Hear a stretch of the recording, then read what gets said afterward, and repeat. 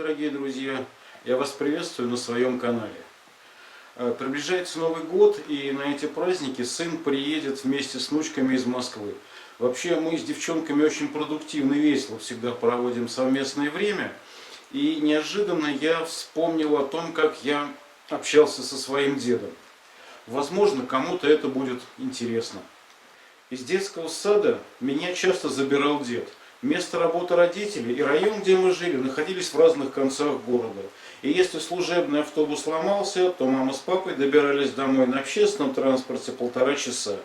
И к закрытию детского сада не успевали. Метро в Нижнем Новгороде в 60-х годах прошлого века еще не было.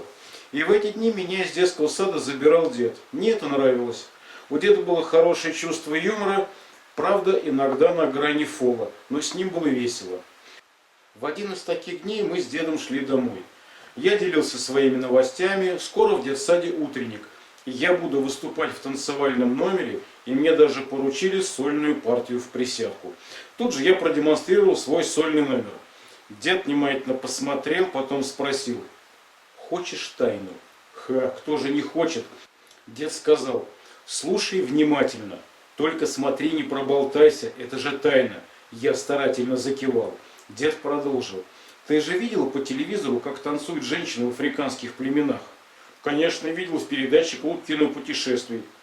«Так вот», — продолжил дед, — «их учат задницей крутить так. Вставляют в попу карандаш, подводят спиной к стене и заставляют карандашом 8 рисовать.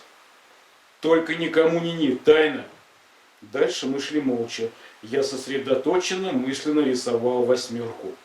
Пришли в наш двор, дед пошел домой, я остался во дворе. Тогда дошколята гуляли во дворах без присмотра взрослых.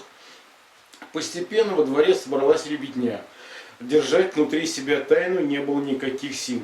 Дальнейшее я знаю в изложении отца.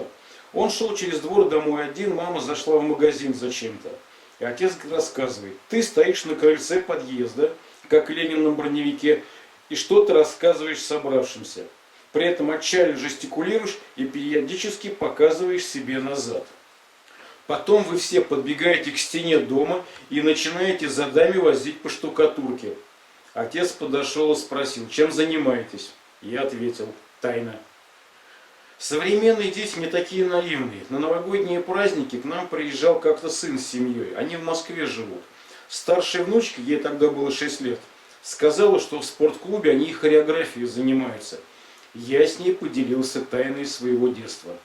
Она, внимательно глядя из-под лобья, выслушала меня, потом сказала: «Глупости ты, дед, говоришь. Ну что тут скажешь? Она же москвичка». Вообще-то эта тайна давно перестала быть тайной. Во время одной из студенческих пьянок в общаге на каком-то этапе этого мероприятия мы с друзьями решили порисовать 8. Моя цифра получилась самой ровной. Это неудивительно. У меня с детства были способности к хореографии. Мне в детском саду иногда даже сольные партии поручали.